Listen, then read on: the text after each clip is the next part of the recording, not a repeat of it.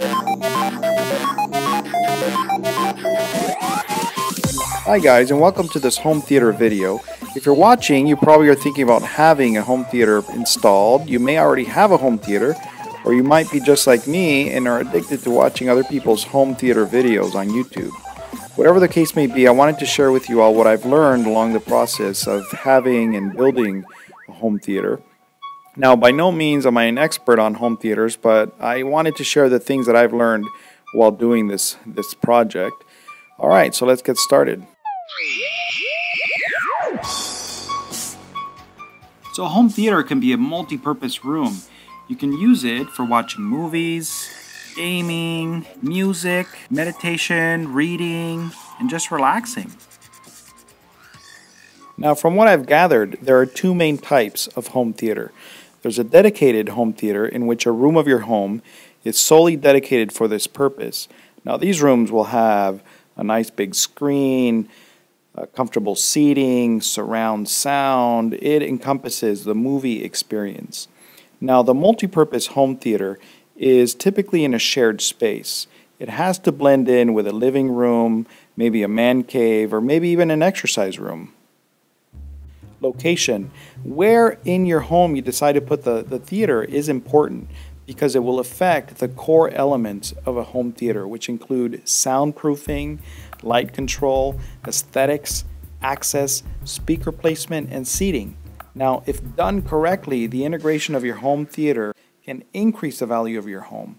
That being said, here is a picture of a typical home, plus or minus the garage and the basement, so that we can begin to discuss the pluses and minuses of having a home theater in different spaces. Now, I've made a list here of the different areas where we can have a home theater from most ideal to least ideal.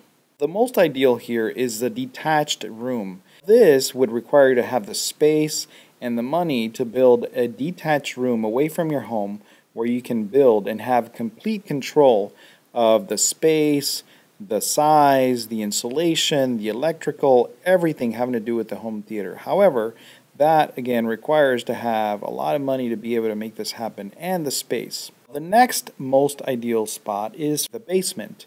Now, the basement is an area that's already insulated on 5 of the walls except the ceiling, and so sound is most likely to leak up into the areas above the basement.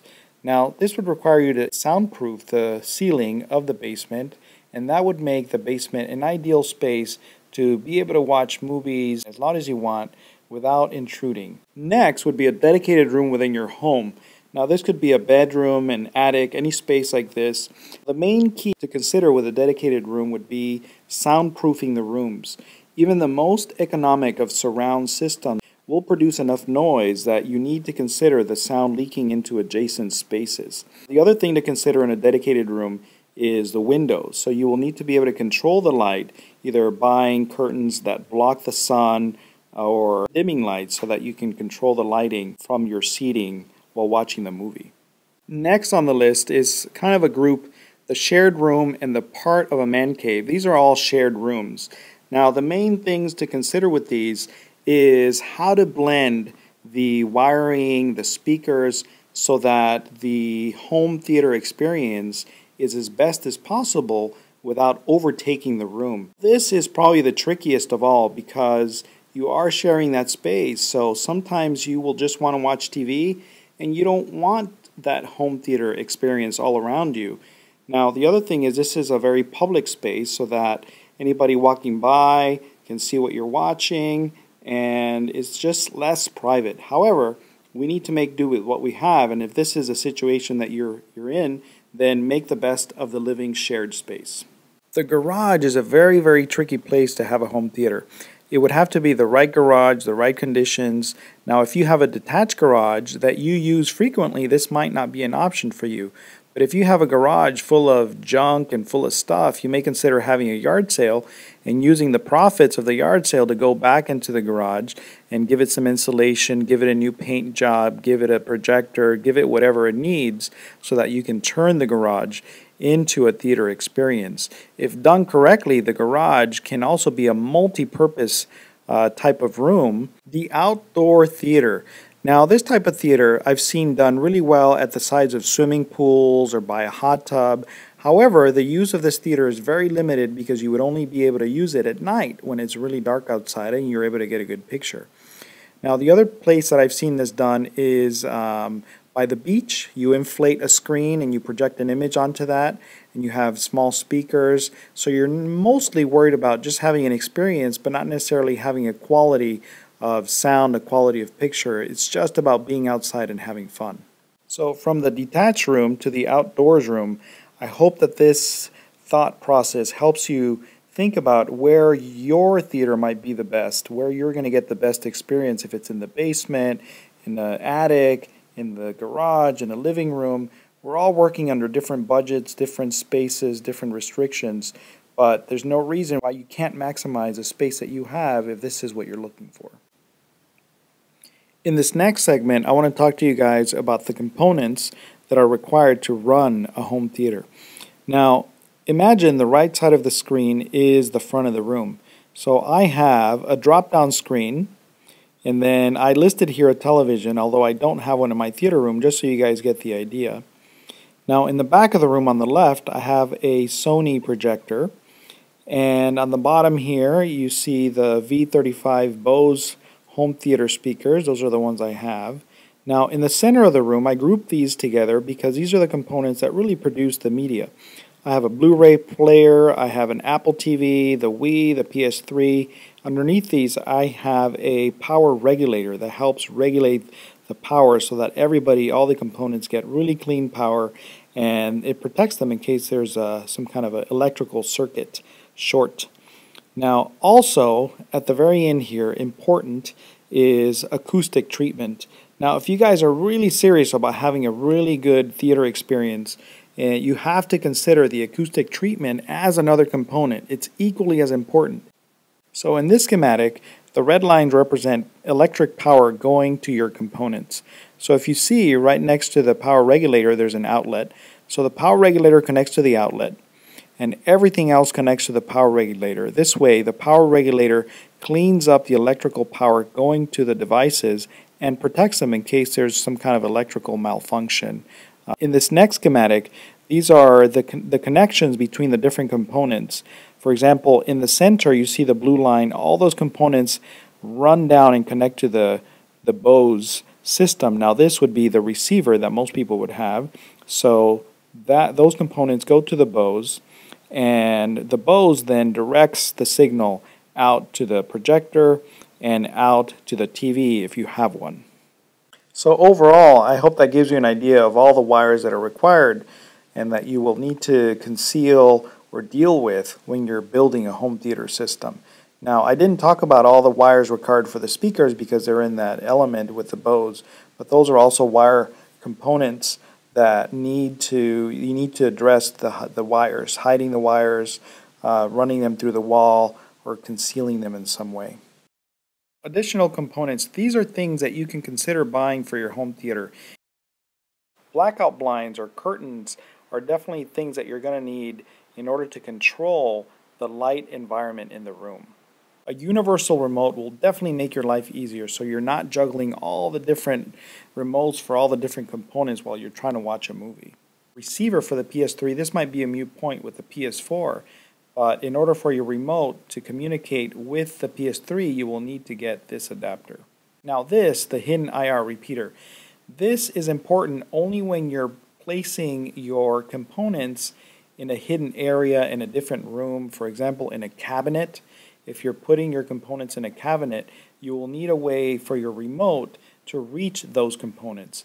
And so a hidden IR repeater takes a signal from a sensor that's sitting in the room, a direct line of sight to your remote, and it takes that signal into the cabinet for your components. And along those lines, if your components are hidden in a closed cabinet, then you will need to consider ventilating that cabinet, because the components, if you let them run in a closed space, they can overheat, and then that component will be damaged and you will need to replace it.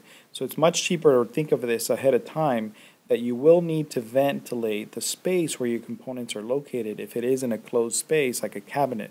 Next is hanging the projector. If you're putting the projector on top of something like a shelf, that's fine, but you can also hang it from a ceiling, and this is the one I used.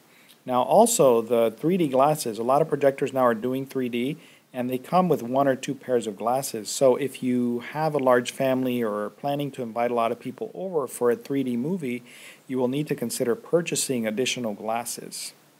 Now the butt kickers, now this is an item that requires power, so you'll need to connect it to an electrical source, and part of it goes under one of the legs of your couch. What it's meant to do is it syncs to the sound of the movie, so that when the movie has a strong scene with vibrations, it'll vibrate your couch, so you feel the vibrations stronger in the couch where you're sitting.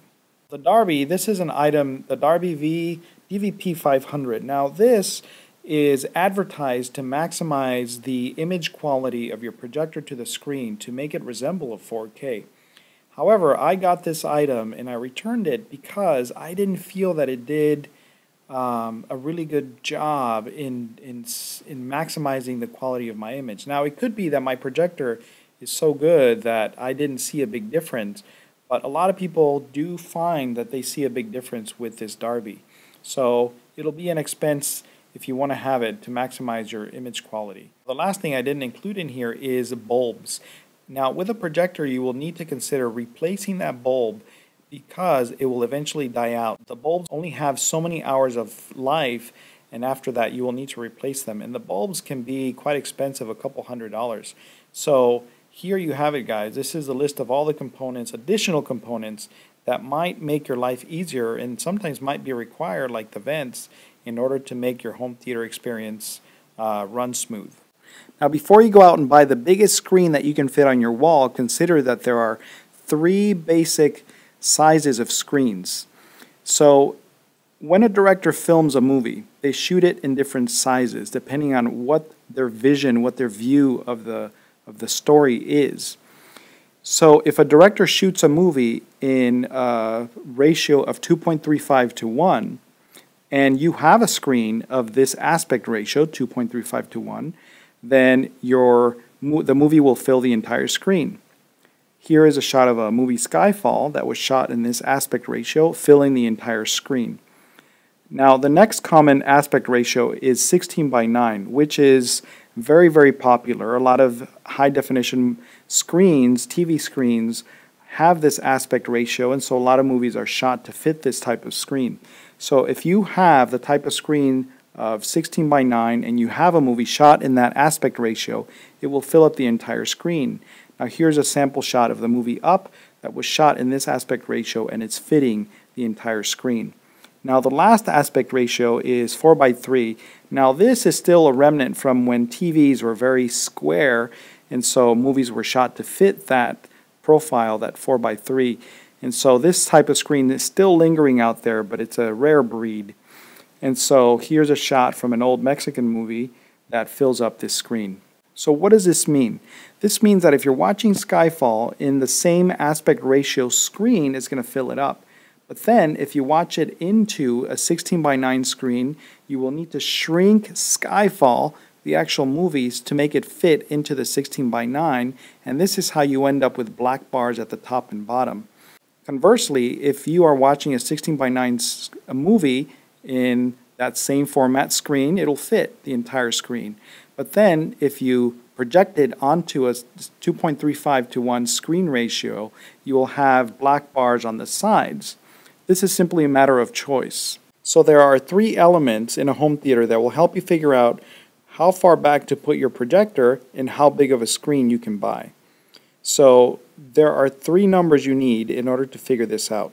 The throw ratio comes with a projector, and so you'll just need to read the stats on the projector you have or the projector you want to buy.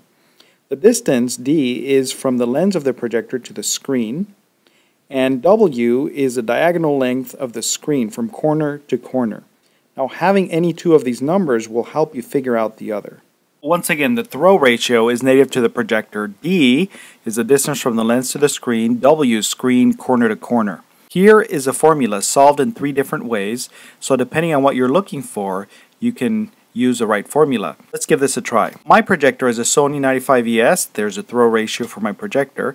The distance I'm working with is about 18 feet, And the diagonal, that's what I'm trying to find out. How big of a screen can I buy for this room? I'm going to use the formula W equals D over TR. The maximum W, if I plug it into the formula, maximum is 12 feet in diagonal of my screen. Minimum is about 8.5 feet. And there you have it, guys. And now it's just a matter of choosing a CinemaScope screen 2.35 to 1 or a 16 by 9, and that's just all personal preference. Design and style. Now here's a segment I want to just go through a couple of home theater videos I pulled off the internet and think about them. This setup is one of my favorites. It's very elegant. It looks open. You can see that they have a 16 by 9 screen. There's enough room there to feel like you have a sense of space and to give that screen enough room to just overtake that space. You can see that maybe this is a multi-purpose room. On the left there's a little piano table, there's a rack on the back, and there's some curtains over here. So I think the acoustics in this room would be really good. The rug, I can see there's a rug there, there's curtains. I think this is a really well designed room, and it's maximizing the space that we see here. The other thing is, this is such a big 16 by 9 screen. I think if you play a 2.35 to 1 movie on this screen, it's still going to be a good picture, a good size picture. This setup is also very nicely done. You can see that there is a TV mounted on the wall. All the components are displayed under the TV in a very well organized rack. There's some cabling going on there, so that's fine. You can see the speakers on either side. This is probably a 5.1 a sound system, I'm not sure, but from what I can see, it looks very well organized, very clean.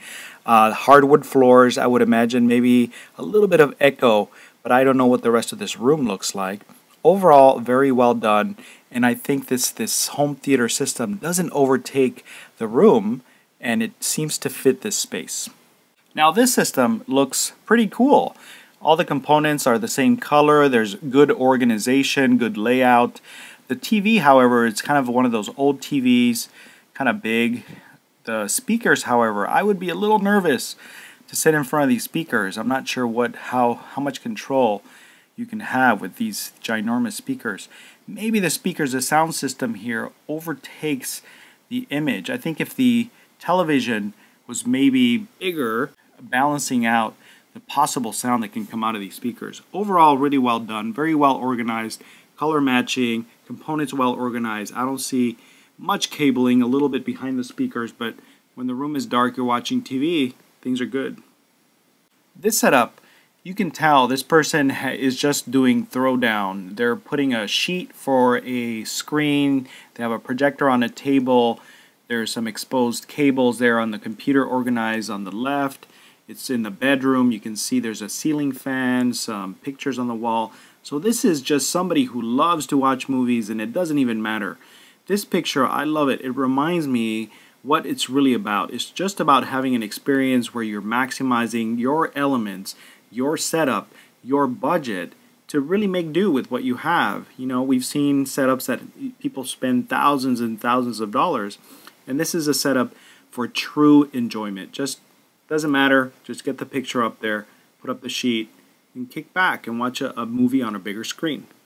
This setup is really well balanced, I think, because it does a good job in balancing what looks to be a living room that's highly functional. You see a bunch of seating areas, there's windows there on the left that you can probably just close the blinds and have a good experience.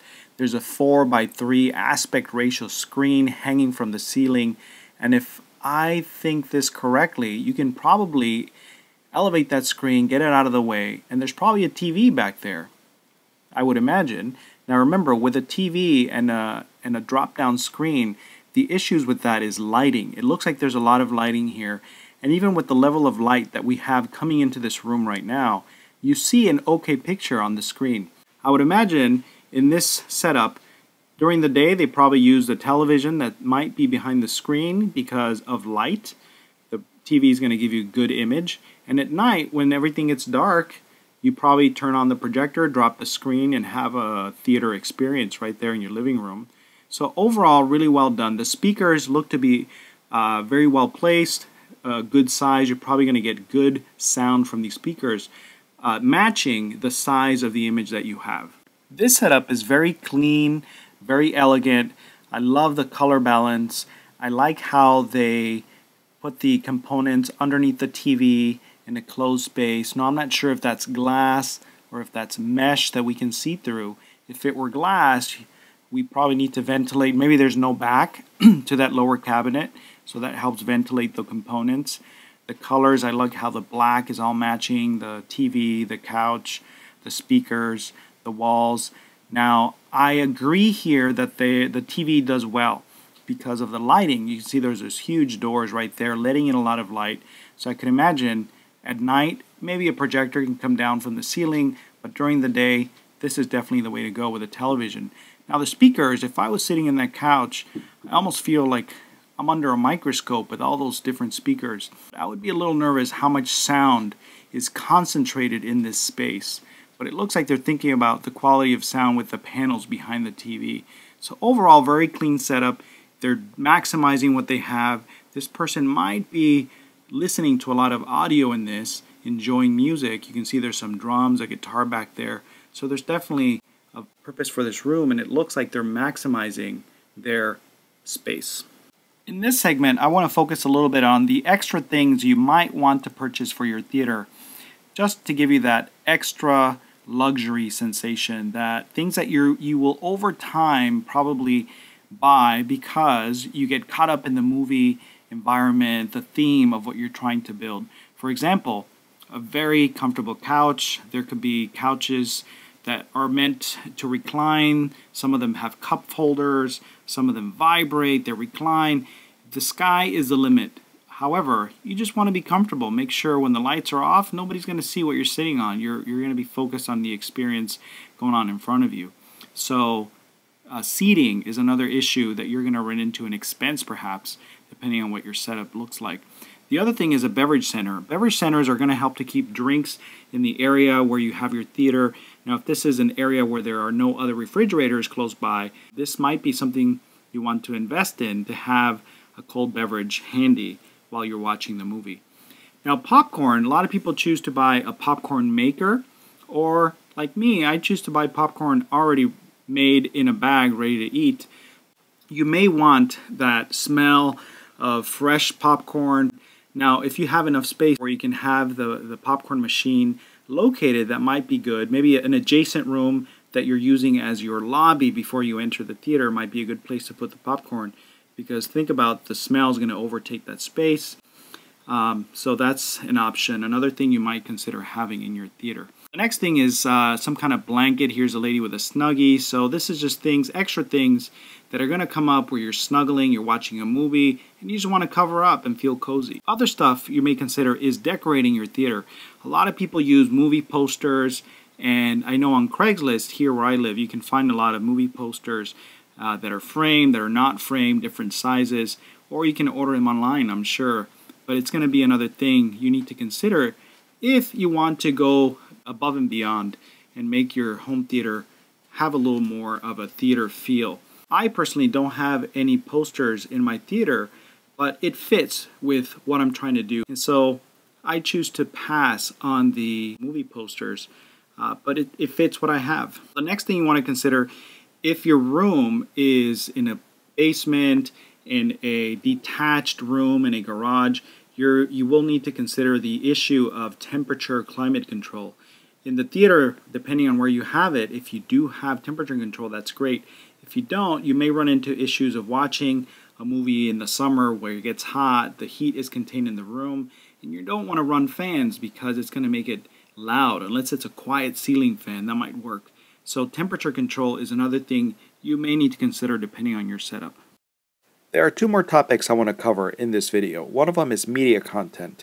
So most people will have a network system similar to this, where you have cable coming to your home, and the cable connects to a wireless router that either sends a signal wirelessly to your devices or wired to your devices. At best, currently in 2014, the highest quality of internet that you can have is measured by megabytes per second, and it can be about 50 to 60 megabytes per second, and that's without any optical cabling enhancement or anything like that. The reason I want you to understand this is because you have now invested enough time, enough money into a home theater system, and you want to understand what kind of image, what kind of quality you will be watching through your system. Compression, compression, compression. So this is the main issue when you're talking about quality of what you're watching in your home theater. So imagine water is 1080p. Now just go with me on this. Water is 1080p. So if you compress water a lot, you make it into a small stream. And yeah, water's 1080p, you're getting 1080p quality, but it's in a very small stream. Are you still getting wet? Yeah, it's hot outside, you have the sprinkler on, you're going to get wet, you're going to get 1080p quality. However, if you don't compress it as much, least compression, then you're going to get more water coming out of that hose. Now imagine firemen here and this little girl here getting soaked. So on the left here, you're still getting a stream of water, you're still getting 1080p, but it's in a very small, very weak format.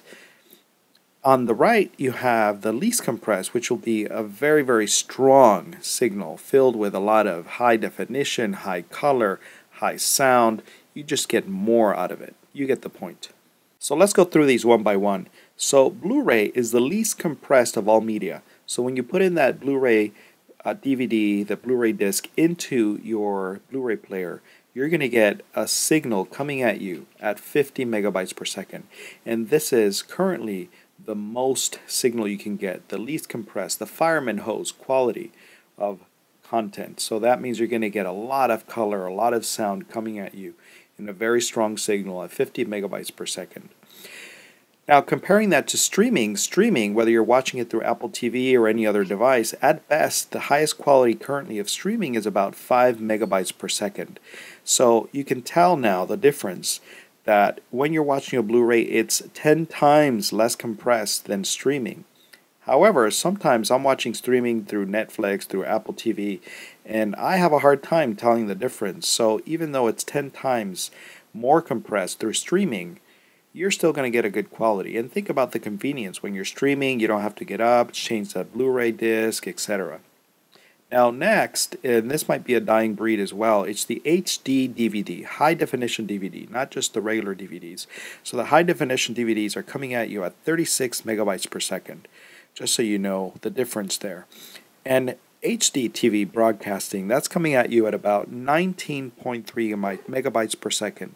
So there you have it, guys. Now you know the difference of quality that you're getting through different sources of media.